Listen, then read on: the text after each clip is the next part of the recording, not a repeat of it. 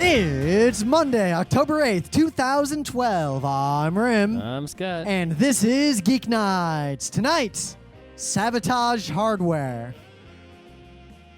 Let's do this.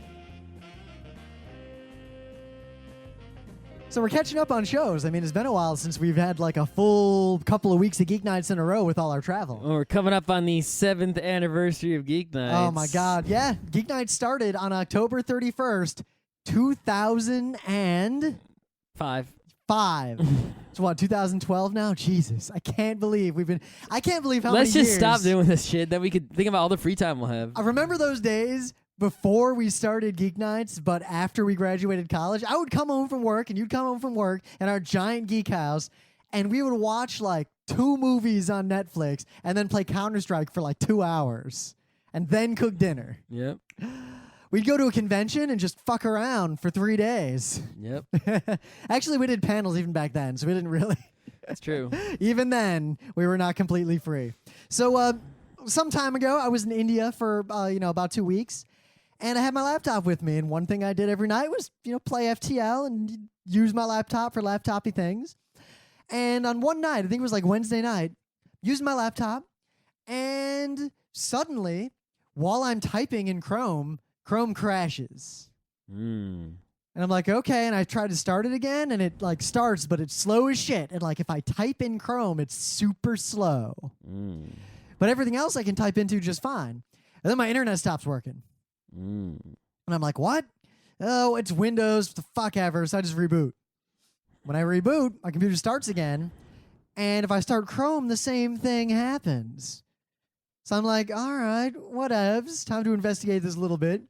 And I've been working actually on a project, a gaming thing I've been working on. So I just sounds like some important file was perhaps corrupted. Yeah. Right.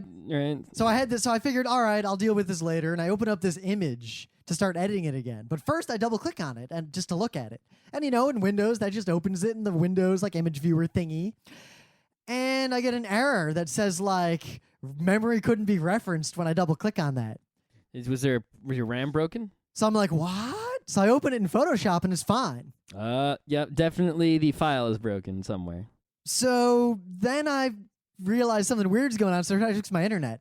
And in Windows, it's not like Linux, where you like if down, if up, and it's trivial to troubleshoot network issues. So I right-click on the network thing, and I'm like, troubleshoot my problems. That works for me 50% of the time. It works a lot better than it used to. And I get a weird ass error. I got a screenshot of it, but Jesus Christ, it was this crazy error. So I'm like, huh. So it appears, I do some digging. It looks like a bunch of Windows system files got corrupted or something. Makes sense. So I reboot to do a Fisk, a check disk. That's not Fisk, but anyway. And sure enough, Fisk finds like 20 gigabytes of orphan files. All right. And it's mostly Windows system files. See, that sounds to me like it wasn't a large portion of the hard drive that was fucked up. It was a very small portion of the NTFS, data. Exactly. That was fucked up. Now, it's a pretty new laptop with a really good SSD, and it's not like I do Yeah, anything. it's weird on an SSD for that to happen. Yeah. It could just be one spot got the too many writes, or who knows. No, the thing is, an orphan file you can't just recover from. It's not like it puts it back. It can't. No. So I figure, all right, I'll just re-image it. I'll run the like Windows repair and it'll be fine. And so I'm watching this scroll by while it finds all the orphans, and then I see all this Adobe shit go by and all the Steam shit go by, and I'm like, oh, it's fucked now. Fuck. Just reinstall that Windows. So it all goes by and then it's done. So I get back into Windows, and I poke around, and of course nothing's fixed because they couldn't actually fix it. So I run the hardware Lenovo, scan my hardware for bullshit. No problems with the RAM, of course. No problems with the hard drive at all either. I even ran these deep diagnostics. Some software probably just messed up the data on the drive. Yeah, but I run It also could have been a cosmic ray. I know. Thing is, so in the old days, cosmic rays are often a cause of single-bit errors in RAM. Right, well, the thing is... But they often don't affect hard drives because it's especially not solid-state ones. Well, no, a solid-state drive is just flash, so it's actually easier to affect with a cosmic ray than an old spinning disk. I thought it was that you would get the 1-bit errors in RAM because RAM is like a grid of tiny capacitors, and the cosmic ray would charge up an empty capacitor. It can't empty a charged one, right? Whereas flash memory is not really capacitors, so that a cosmic ray isn't really going to fuck it up. No, because it could flip, flip the NAND gate. That is based on my really, really shitty electronics knowledge. It can flip the NAND gate. Anyway, so basically I rebooted after doing all this again, and then BSOD. Great. So I did a system restore, and that actually... Was that using that sort of extra partition that has the Lenovo shit on it? No, that partition's already gone. Oh, you removed it? Yeah. I didn't remove mine. But I removed mine because my computer did not come with a disk, so I'm like, I gotta keep that extra partition because that's basically my Windows CD. Yeah, so when you double-click on that partition in Lenovo, you know what it says? You push the blue button on startup, and then you do it. No, you know what it says? Mm-hmm. It says, hey, you want to recover all this space? So if you hit yes, you know what it says? Give me a flash drive. Well, let's see. I got my Lenovo right now. Yeah, so it'll ask for a flash drive. Hold on, my computer. Okay. I guess you never did this. I double-clicking on Lenovo. Oh, create recovery media. Yeah. Recover drive space. Yeah. Welcome to when SSDs first appeared and people cared about this. See, look, I still have mine. Look, and it totally did exactly what you said. Look right here. Look, there's 2 buttons: create recovery media and recover drive space. So I'm just gonna leave it there, so that way, if I want, I can turn on the computer and push the blue button. Yeah, you know what? I got rid of it because I only have 120 gigabyte SSD. I also have 120 gigabyte SSD, but you know what? How much space I have free? I have 35 gigs free, and there's only 10 gigs on that space, so it's not really going to help me that much. Yeah, I had 45 gigs free, but I do HD video editing on my laptop, like at a con, and... If I was going to do that, I would use my external 500 gig drive. Oh, I do that too, but I still need a lot of scratch space locally for all those renders and shit. Well, I'm not going to edit like more that panel, a 20-minute panel needs 40 gigabytes of scratch space to render 2 GoPro camera angles to be able to play them simultaneously. Not gonna do that on my laptop. Anyway, so I gotta re-image my fucking laptop. Fuck that bullshit, but whatever. Well, you have the USB stick, right? Yes, I do. It's sitting right there. Oh, well, that's good. My other USB stick is being ready. How big did that USB stick need to be? Like 6 gigs it used up. Okay. It like compresses and stuff. Let's see. Let's go on Newegg and check it out. Dude, I bought 2 16 gig like super fast flashes for like nothing. Hardware, flash, memory, and readers. All right. You looking? Yeah, USB flash drives. Oh my God! That's out of stock. They had a deal. I think it was 32 gigs for $25 USB stick. Thing is, my 16. I realized flash drives are too little, too late for me because every time one comes out that's ridiculous, it's already not big enough for me to even care. All right, I'm checking for 8 gig USB 3.0 because you want to be fast, right? Yeah. $12. Yeah. Okay. Yeah. So check this out. Yesterday, I went to the Giants are playing Cleveland, so that's basically. Well, it's the Giants. You can never trust them. But Cleveland's the worst team in football, and the Giants did win, even though they started the game 14-0. Whatever. We didn't need to watch the Giant game. Yeah, my fantasy teams didn't do so well. It was the one Giant game you don't need to watch. So we had tickets to go see, New England, Denver in Massachusetts, right? Massachusetts. So I go with my dad and my dad's secretary's husband, who's a totally cool guy. He's awesome, right? All right. So he lives up, in Hartford. So we basically drove up there, and then he drove us to Massachusetts, and then, right, a little sharing of the driving. Massachusetts? Yeah. It's Foxborough. So, the game wasn't that exciting, but, we saw a big name, whatever.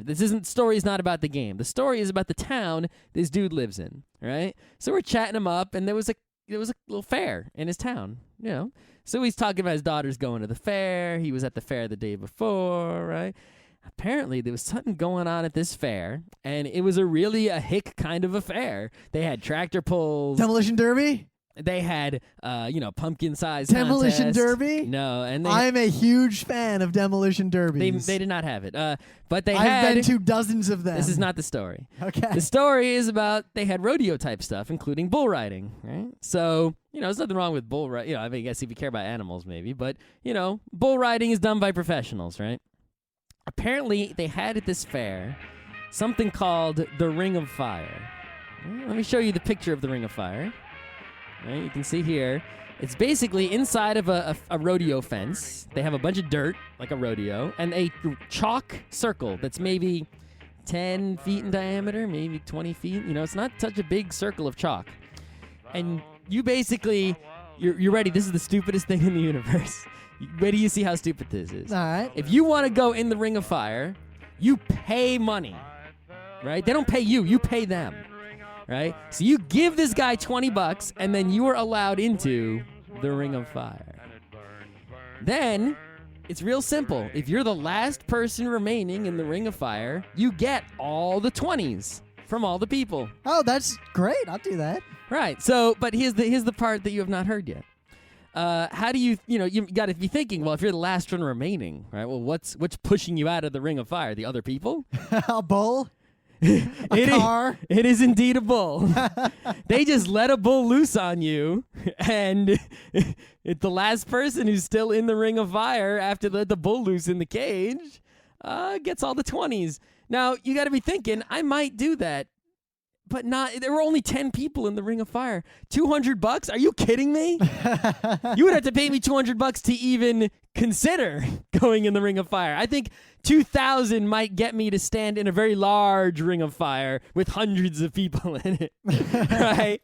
I have a feeling if the Ring of Fire is hundreds of people in it, the bull is the least of your problems. Yeah, no. So the Ring of Fire only like 10 people in it. So if you go to, I'm linking to this article, but at the bottom of the article is a link that says to see video, click here, and that will take you to the local news, which has the footage. Oh my God, here's a video of a Ring of Fire. That's not the Ring of Fire. That's a different one. It's the same thing, I think. Except that is the same thing, but that is not the Ring of Fire from the Berlin Fair in Connecticut. All right, they're letting the bull in. Oh, the bull just fucked that guy up. Oh, he pushed him back into the ring. That doesn't count, though. He's out. Up. 3 guys left. This is a more typical Ring of Fire. There's no actual fire. And it looks like it looks like these are professional rodeo guys in this Ring of Fire. All right, that guy's done. I guess the bull's gone. They're trying to get his attention to get the other guys out. Anyway. There's only like 30 seconds left on this video. I wonder if the bull's coming back or not. Bull's never coming back. Bull doesn't give a fuck. Oh, here he comes. Up. Nice move. That guy doesn't have a good strategy. Oh, that guy wins. Now he's running out. After he wins, he's leaving. Okay, so in this particular Ring of Fire in Connecticut, a lot of the people who went in this Ring of Fire were not professional rodeo type people. They were just like the guy who was running the fair did it and all, right? You watch this video, the bull comes in, it wasn't like that. It pretty much knocked people over like bowling pins. And then when it came back for the second pass, that was the end. Everybody was trying to boom, and half the people were out, and then boom, everyone else was out. The person who was last in, technically, right, got stomped by the bull on its way out, and she was all fucked up and went to the hospital, and this was news. So, I have something to say about this. Why the fuck is this a thing that you're doing That's at what all? I was about to ask, because... Why is this allowed? So, Scott... They stopped doing it at conventions about getting sued for like underage drinking. Right. Or, drunk guy getting into the con and hurting himself. Yeah. And Nerd NYC has to worry about being sued because there's people under 18 in a building in New York City, and yet this is legal?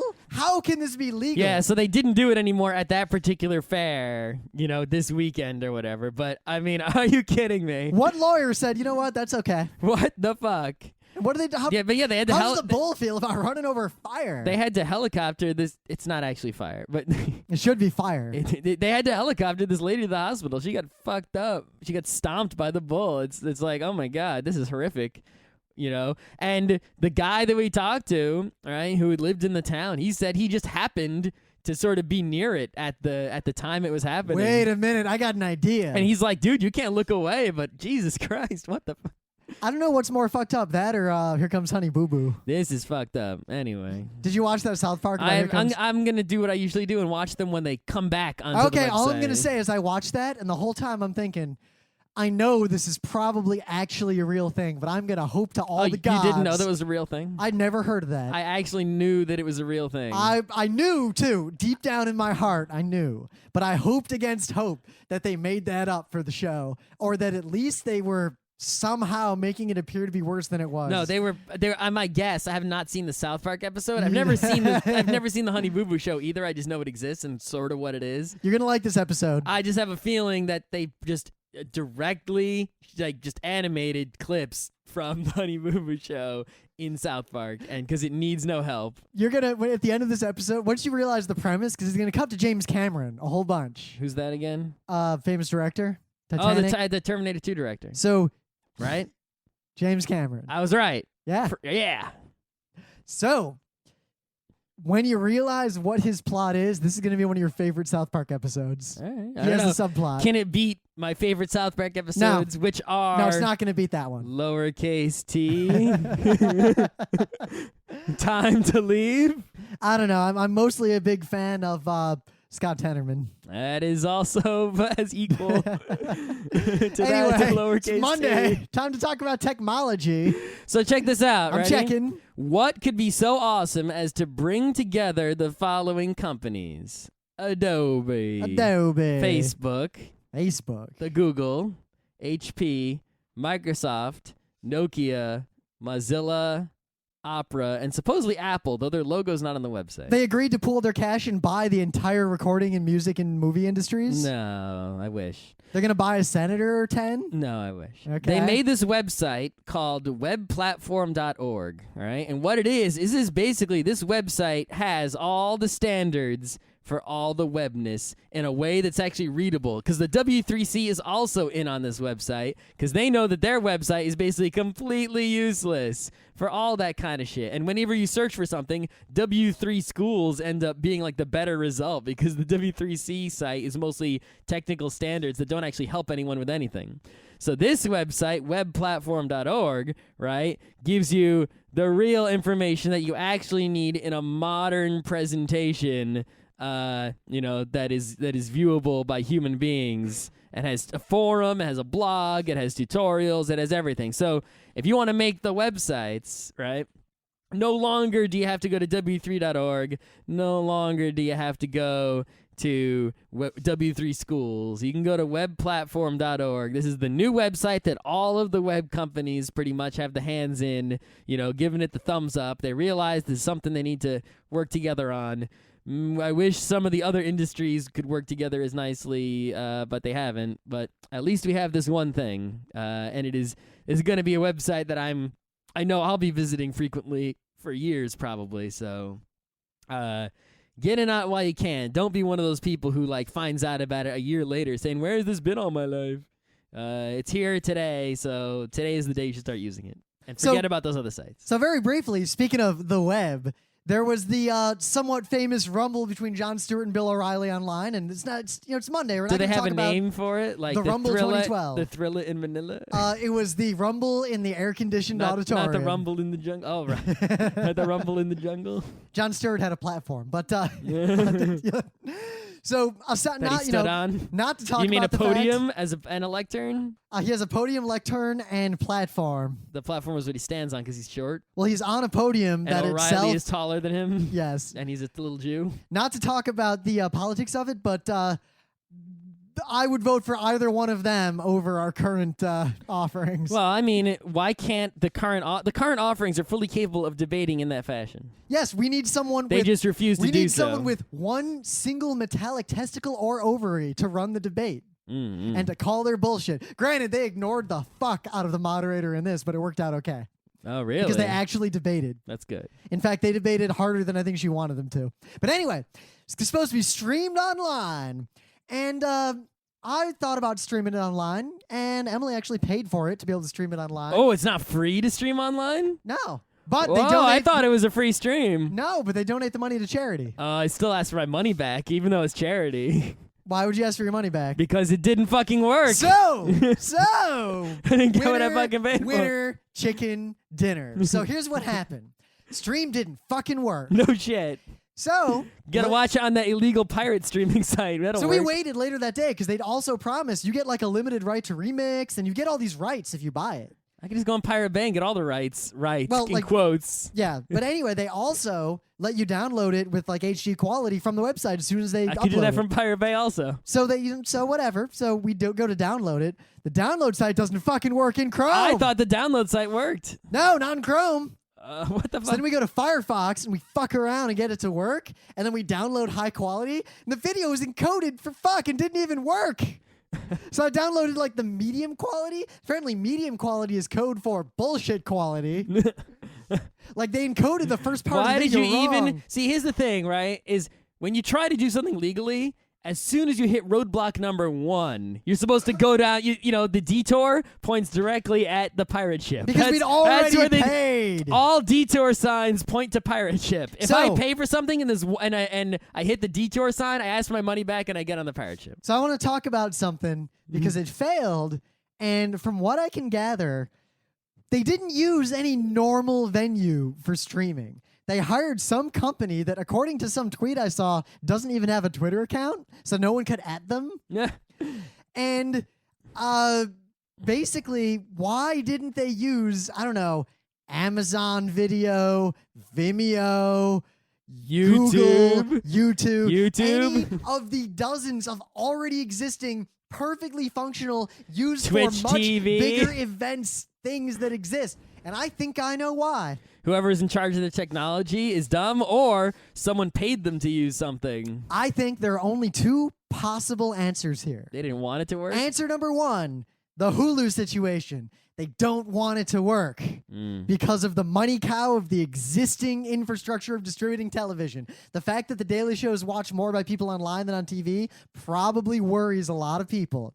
And I know the networks want desperately for Hulu to fail and disappear. Or, two, the people who run Viacom and Comedy Central and all that, they don't, maybe they don't want the internet to succeed, but simultaneously they're dumb. So they didn't realize how popular the stream would be and hired this bullshit company because they just didn't know better. So it's either incompetence on that particular I'm stripe. leaning towards incompetence. Whoever made the decision of what to do here on the technology side was either incompetent, or there was someone above them who actually made the decision, was non-technical and made it based for some other reason. Like this company paid for the rights to do it, but it was incapable, and somebody told the tech department, "This is the people who are going to do it no matter what because we have a deal with them, or it's my buddy who runs this company," or something like that, and they forced some decision that was not good.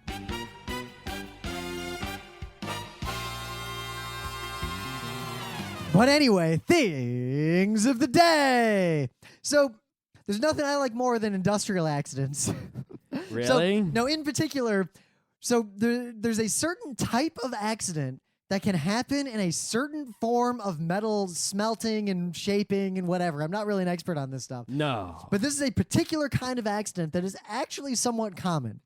So the two things I will say is in both of these videos, no one gets hurt. That's good. They're hilarious and Unlike the fascinating. bull riding video where many people get hurt. They're also fascinating to watch. And if you want to know why they don't just turn it off, the answer is you might as well just let it do its thing. Because if you turn it off, you got to cut that shit out of the machine and it can take days. Well, it is metal. It's hard to cut. But when you watch this, I mean, they call this one video, they call it Lightsaber Factory Has an Accident, and you'll see why when you watch Well, 'cause it. the metal's probably it's probably making like a rod of metal, and it's probably still hot, so it's glowing. What's cool is I think this is in Poland, and the workers are just laughing and like, oh my God. One guy says... Whose fault was it? It's obviously not the laughing guy's fault. I know whose Speaking fault it wasn't. Now, unrelatedly, have you ever seen a movie called The Machinist? I heard of it. It's pretty good. You should see it. Okay. Anyway. So check this out, right? Checking. We sort of know, especially from like game theory and stuff like that human beings seem to have this sense of fairness, right? Like, there's the old, is the ultimatum game? Yeah, the ultimatum game. All right, Scott, I'm going to give you 10 grand. You decide how to split that up between you and Emily, and then Emily either says yes or no to the deal. If she You have says one yes, shot. we split it. If we say no, if she says no, neither of us get any money, right? Now- So if I give Emily $1 and keep the rest, she should say yes, because if she says no, she gets 0. If she says yes, she gets 1. What does it matter to her how much I get, right? She's dumb if she ever says anything but yes, no matter how much the split is. Now, right? again, this assumes a lot of alternate utility, like maybe you getting that extra money over her gives you more leverage in the real world. Oh, yeah, yeah. It's like if I was the competing business, we owned grocery stores on the opposite side of the street, then she should say no. But the principle is sound. Assuming only that we're getting money, she should not care how much money I get. The principle is sound. In the ultimatum game, if all actors act rationally and in their own pure self-interest, then there's an outcome that can be expected. But as we know, when humans run this game... are fucking stupid because people will say no if you split the money unfairly. If people in real... Or even if they won't, people are afraid the other person will say no and split it equally because they're afraid of not getting any money. Right. It's like they're afraid that the other person's going to say no if they don't give a fair split, or... fair split. Or the other person will say no if the split isn't fair. So their fear is good. If you think the other person's dumb and won't say yes no matter what... If you think as a human you would say yes in those situations, I simply ask you this. If you say, remember the days of Dig? How often did you just vote something down versus burying it? Anyway. So what they did is they said, well, people seem to have this sense of fairness, right? And they will act irrationally because they believe in some sort of fairness. Where does this fairness come from? And the question is, do animals that aren't people have this sense of fairness, right? And that's sort of, the reason we do these kinds of tests and ask the question about animals is to see is this a cultural, societal thing, or is this a genetic thing? Is it nature or nurture? And doing a test on animals to see if they have the same sense of fairness is a good way of determining whether fairness is nurture or nature. It's not absolute, but it's a good way to test it. So this guy has done this test with a bunch of different animals, dogs, birds, right, parrots. But he first did the test with capuchin monkeys, which are very good monkeys. They're very cute. And here's the video of him doing this test with monkeys, and instead of doing money, they basically have the monkeys do work, and they reward one monkey for the work with grapes, and they reward the other monkey with cucumbers, and the cucumber monkey thinks he's not getting a fair deal because the other guy's getting grapes, which are way better than cucumbers. What Scott said to me when he showed this to me was, you're not going to believe how this monkey acts. It looks like he's acting like a trained monkey from a movie. Like, you would think the scientific study was fixed and is some sort of one of those scientific scams to, get published and, fake papers and things like that. But, I mean, he is a monkey, right? So... just this video is unbelievable. The monkey is awesome. I mean, awesome monkeys. That's all I got to tell you. I should have just said awesome monkeys. Watch my video. This would have been Monkey Tuesday. Is it Tuesday? No, it's Monday. It is Monday. But most people are going to be listening to this episode on Tuesday. People listen right away, at least. So now, briefly in the meta moment. If you want to go to PAX East, buy your fucking badge. They're going to sell out any minute. In fact, if you're listening to this right now, probably too late. Now, they actually have not sold out yet. And I think they raised the cap. That's my guess. I am amazed that they have not sold out yet. Now, most of the hotels are sold out already. That's the thing, is they might have more badges. It's like they might be able to fit more people in the convention center than there are hotel rooms and and such. So we'll see what happens. It'll be interesting. But I guess that means, like, if the hotels sell out but they still have badges, that means a lot of the people who are local get to go, whereas other people don't. I got to find out what the deal is, because either the cap was raised or something happened, because I cannot believe it did not sell out already. Maybe it's just the timing. However, several people in the organization have basically tweeted like, guys, seriously, you should buy them soon. So I think they're close to selling out. And their site did not like crash or anything weird. Yeah, that was one thing with Prime, is that the site crashed and then it came back later. So there's all these problems. I guess their technical issues are fixed, which is good. And also, East can hold a lot more people than Prime, but there is higher total demand. But I saw a lot of people who are tweeting things like, I got to buy my badge, but I don't have any money. Well, that you have a credit card, genius. And if you can't afford it, well, then it's too damn bad. But anyway, yeah, if they're not sold out yet and you want to go to PAX, buy your badge as soon as you hear these words. Pause this show right the fuck now and buy your badge. Even though it's probably too late. Anyway. Other meta news. You should follow us on the internet. What places do you like on the internet? Think about websites you use all the time. When you go to that website the next time, look for us on there. Look for Geeknights, look for Front Row Crew. If it's Facebook's, Twitter's, whatever it is, look for us and follow us. You can also go to Gasp, frontrowcrew.com if you really want to. Yeah. And there might be links to the places you can follow us and other handy More importantly, show-related information. We there. uploaded part 2 of the 3-part lecture we did at PAX Prime in Seattle this year. A competitive test of skill. Ooh. As soon as I finish editing it, I'm uploading the 3rd and final part on the ethics of mind control. Ooh. And just so you know, the book club book selection as of now has changed since 2 episodes ago of Geeknights. It is now The Name of the Wind by Patrick Rothfuss, and I have begun reading it, and it is a fantasy novel that is very excellent, and it contains many themes seen in previous fantasy novels, such as Earthsea and many others. So if you're a fantasy person who likes to play fantasy video games or read fantasy books, you should read this book club book. In fact, and I'm basing that on less than 25% of the book. So now on PAX East, apparently it was PAX East was trending both globally and in the U.S. no, and well, it doesn't have to compete with much today. Yeah, and is continuing to trend on some more local things. So we're serious. Buy them soon. Good. Okay, so check this out. Right, I'm checking. People have been worried for a long time. It has been sort of a theoretical worry that, there could be a intentional security vulnerability in hardware, right? Because when you buy a computer, you can't really modify the hardware itself. Like, you can choose different combinations of parts, right? But you're not too much worried about the 1989 Batman Joker, like, oh, used an NVIDIA with this chipset. Oh, no, that doesn't happen, right? You're worried about, that chip was made by NVIDIA. If NVIDIA was shady, they could put something in that chip, right, that you have no control over, that is a threat to you, and there's nothing you can do about it except not use NVIDIA, right? And the real question is, so many of these chips are made in China and other places that those countries and those companies that run those factories could be the ones to worry about doing something like this. So you might not know, but like the U.S. Defense Department, when they buy computers and other devices for the military, they don't put like Chinese chips in stealth bombers. Yeah. Right? They make at a much, much higher cost chips in the United States with companies that they trust. In fact, I worked in factories that were involved in some of that for many years. Yeah, it's like they will not, it's like we could save a lot of fucking money if we would just buy some chips, Intel chips or whatever, but they're made in China, so no, most of them are anyway. So they're not going to put those, like a Core 2 Duo inside a space shuttle or, an F-22 because now there is precedent they don't for trust this. it. I mean, there was a pipeline explosion.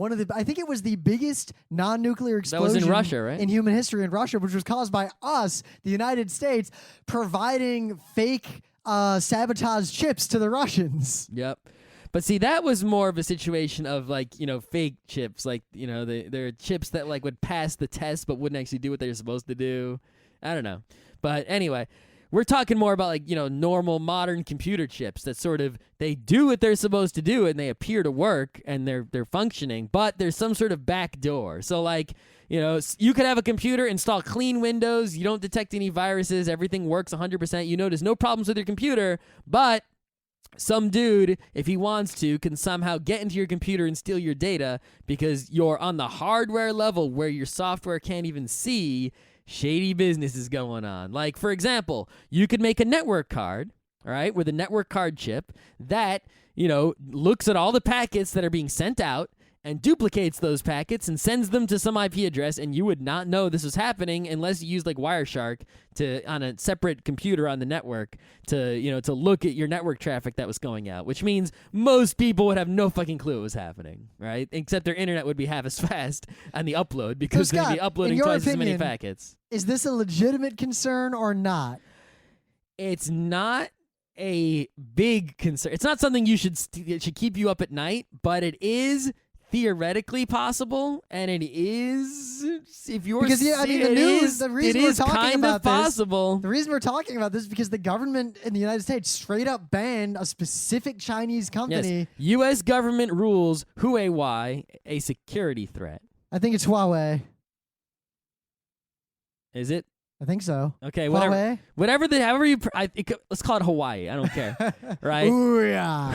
It's Huawei. I'm sorry that I do not know how to pronounce Romanized Chinese. I think it's Huawei. I apologize. We'll call it Huawei because that is less syllables from now on, and it sounds more Chinese, so it's all on you.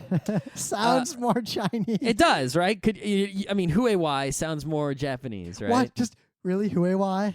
Right, well, because, think about it. It's like what Yotsuba's name is Koiwai, right? Yotsuba Koiwai. So it's... Anyway. This would be Huawei. Anyway. Yeah, Huawei, sure. Huawei sounds more Chinese. Whatever. So the U.S. Congress, after a very, very long investigation, this wasn't like just something they decided, right? The draft of a report by the House Intelligence Committee said that Huawei and another Chinese telecom, ZTE, quote, cannot be trusted to be free of influence from Beijing and could be used to undermine U.S. security. So we don't know. Well, there's more to it than that. The 59-page report cited a bunch of issues, including, bribery, contortion, whatever.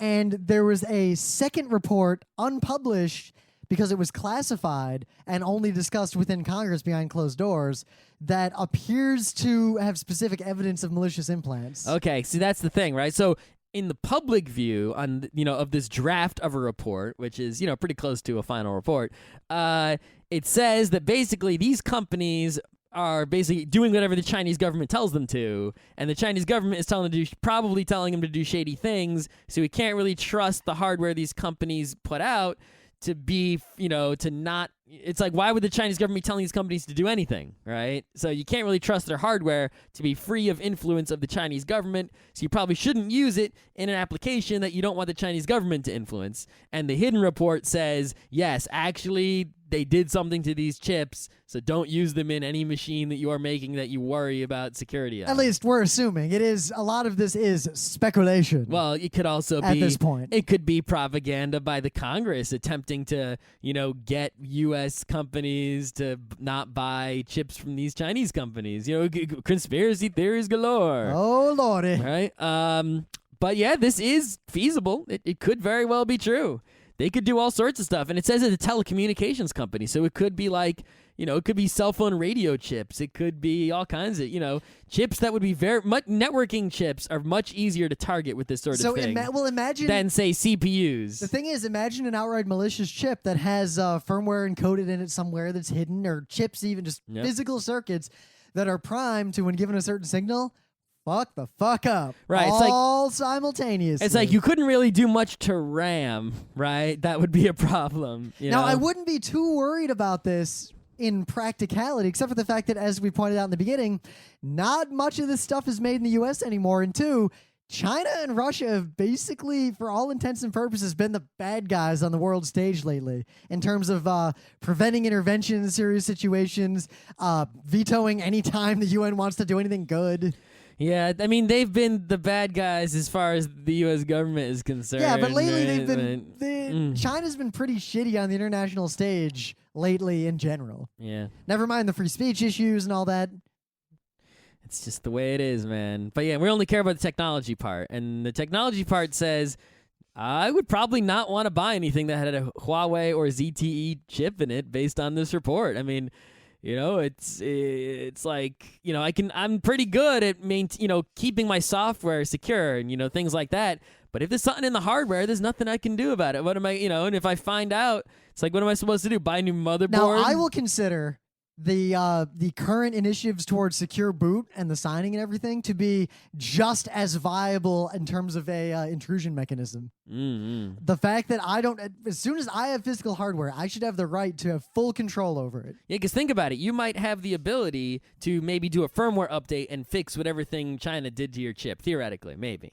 But if you have secure boot, right, and that's locked into like one operating system or who knows what, or other secure software mechanisms that prevent unsigned software from being executed, you might not physically be able to execute that firmware update because it is not signed properly, and you're not cryptographically capable of signing it and getting it to run on your computer.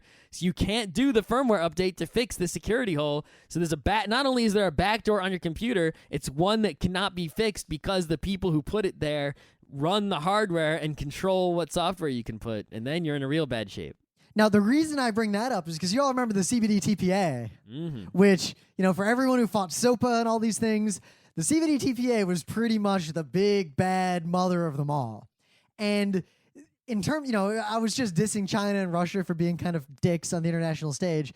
The U.S. is also pretty bad on this front. Yeah, if you're China, are you going to trust chips made in the U.S.?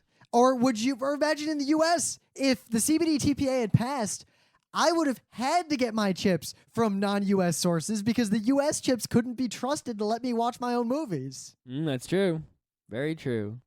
So it's a complex issue, partly because anyone with knowledge or a willingness to seek out knowledge, as long as the bottom of Maslow's hierarchy, they've got food and water and shelter, as long as they have those, you can learn how to program, and you can program anything. The limit is really just your own willingness, intelligence, effort, and ability.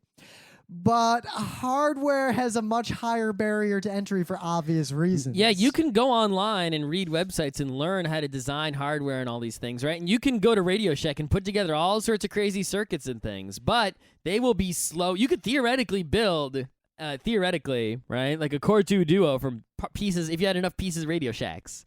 But it would be so slow. It would be ridiculously slow because it would be so big and require so much energy, and right? So what you need to do to be able to actually make modern hardware is you need a fab, and you need a modern fab, right? And that is incredibly expensive and difficult and requires a bunch of people, and it's basically you need a factory, and you don't have one, and you never will, and they're all in China, mostly. So good luck. Even, people like Richard Stallman who are crazy about free software depend on some factory somewhere fabricating the chips to go in his laptop. Yeah, the hardware. And he has to trust what that, those people make. The hardware of computing is kind of like the medium upon which all of our modern ideas and everything we've built up as nerds in this society is really built on top of this fabric of hardware and electricity. Yeah, now think about this. He will go and get like a CPU that is completely open and has like its plans published somewhere and has like an open architecture and stuff like that. How does he know that the chip that's in his computer is actually matching those PDF with the documents that, describe the architecture? I mean, sure, it works, from his software interacting perspective. He sends it assembly instructions and it behaves according to the way that those documents say it should behave. But there could be something in here he doesn't know. And then what?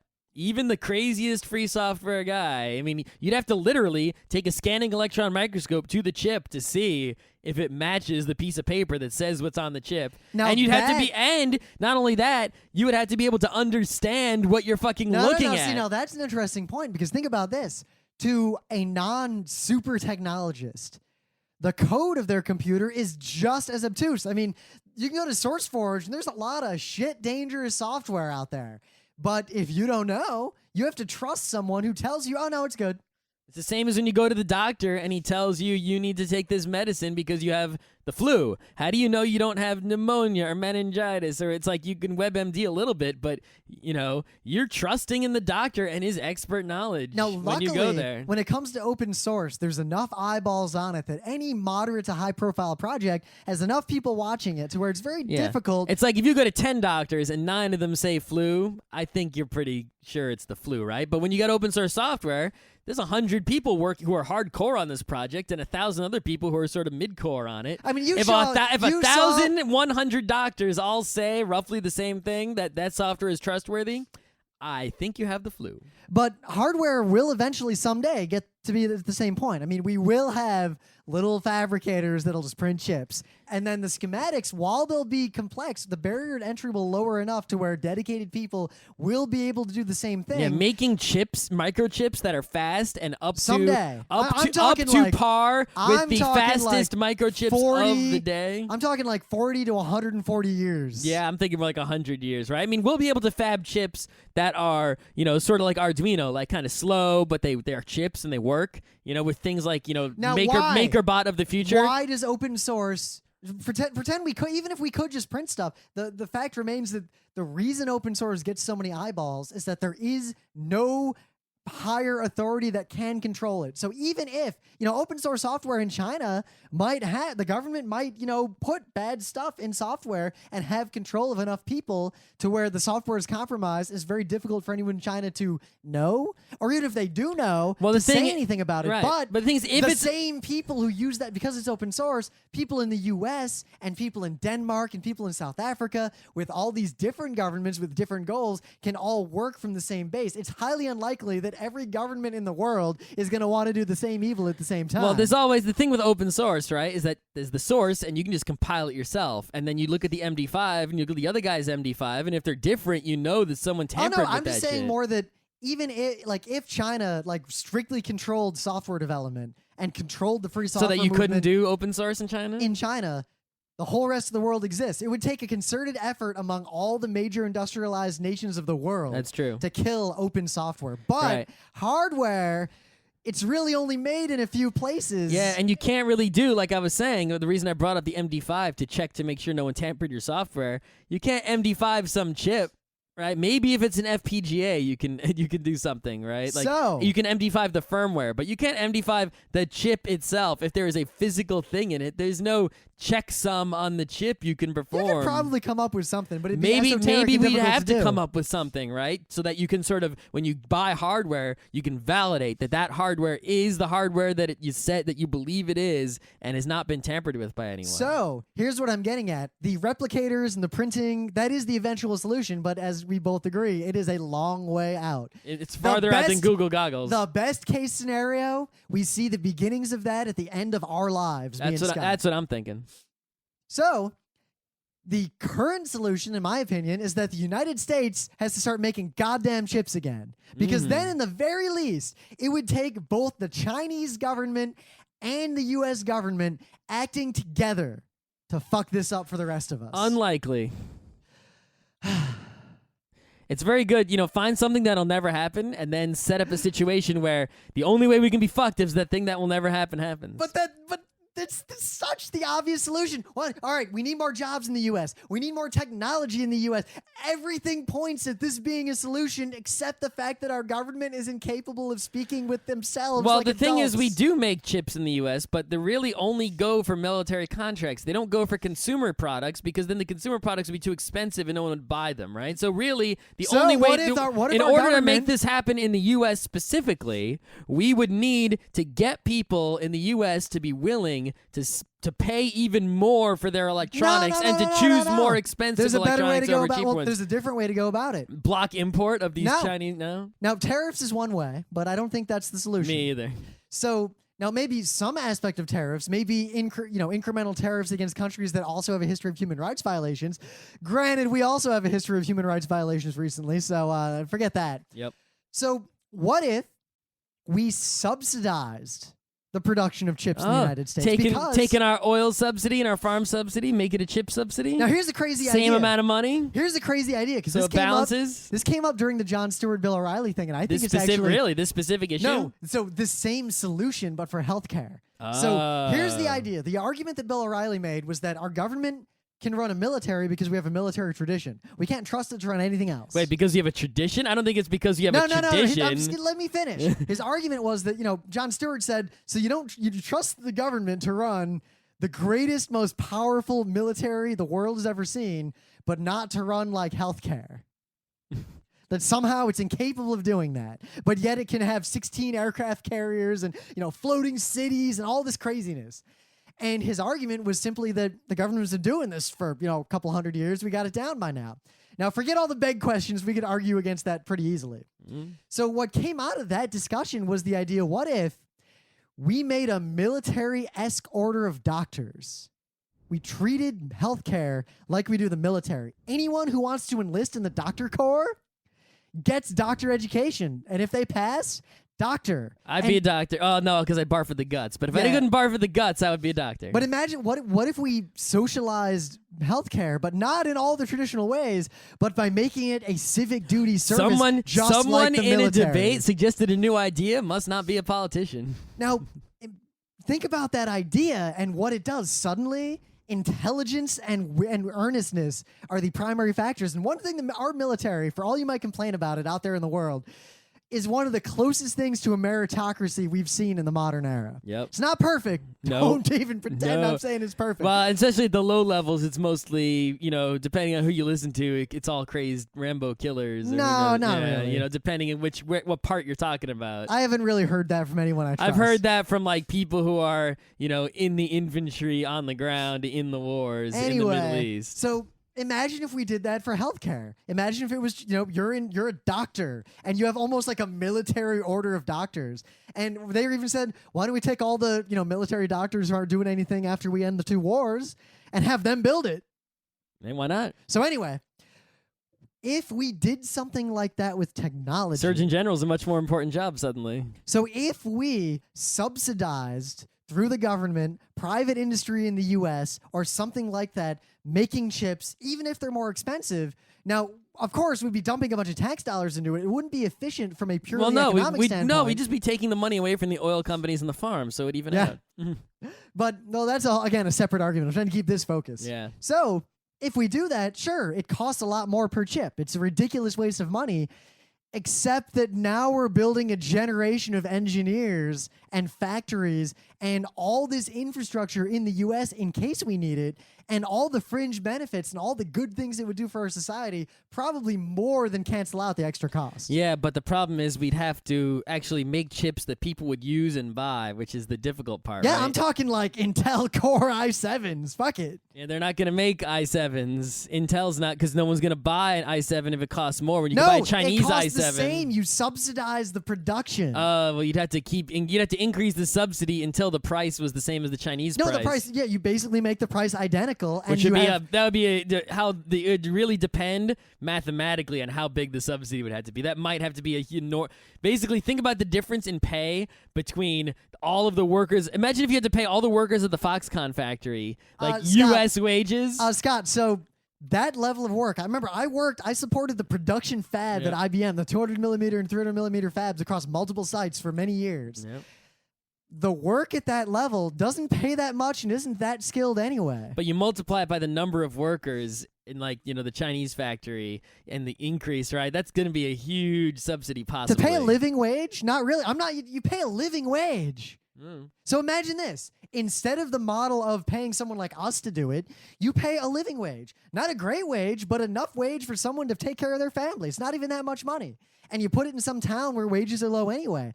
But by subsidizing it, basically those people are learning at least a pretty good trade. You're also, the other problems, there's all kinds of other issues that come into play there. Oh, yeah, there's international rules against that. Well, it's like we thing. have a lot more environmental regulations so that we couldn't even build the same kind of factory here, and it would cost even more. Yeah, you know what? And it's not like this factory's next door, providing the other parts. We'd have to ship all these other parts from places. Yeah, so we slowly build up. You build all the factories to build those pieces one by one, subsidizing this huge chip fabrication industry. Yeah, in the US. it's a good idea. I'm just saying that on paper, the amount of money it might take is so tremendous.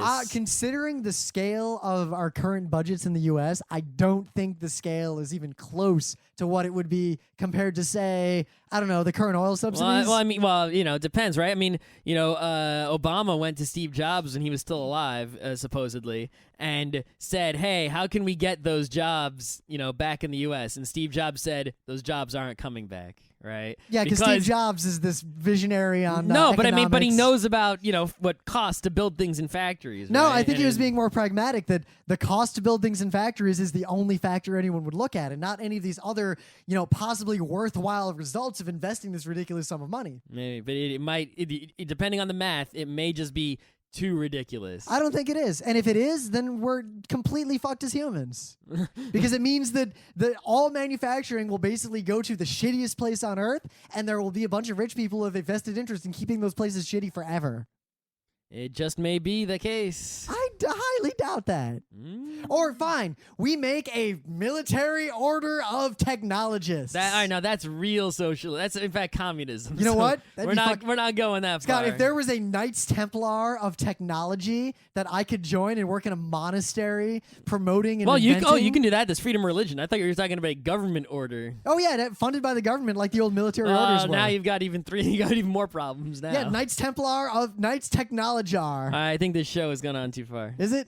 maybe. But yeah, it is a concern that, there could be backdoors in chips. So it is something to, be concerned about. When next time you're looking at a motherboard on Newegg, just, here's what you should do, right? Don't actually worry about this. Don't lose sleep over it. Don't do anything about it. But next time you look at a motherboard on Newegg or something like that, zoom in or next time you buy a motherboard or look at the one inside your computer, read who makes. It says on every microchip there will be the name of the people who made it and the model numbers and all those things. And you can go online and look up each of those chips and see where it came from and what it does by typing in the numbers, right? So do that and take a look and see, if you trust all of those or what you think about them. It's kind of interesting. And even if you're not worried about security, you will learn something anyway about the various chips that are on various pieces of hardware. You even open up like a clock radio and search for all the chips and see what they are. And it will be quite educational. This has been Geeknights with Rim and Scott. Special thanks to DJ Pretzel for the opening music, Kat Lee for web design, and Brando K for the logos. Be sure to visit our website at frontrowcrew.com for show notes, discussion, news, and more. Remember, Geeknights is not one, but 4 different shows. Sci-Tech Mondays, Gaming Tuesdays, Anime Comic Wednesdays, and Indiscriminate Thursdays. Geeknights is distributed under a Creative Commons Attribution 3.0 license. Geeknights is recorded live with no studio and no audience. But unlike those other late shows, it's actually recorded at night.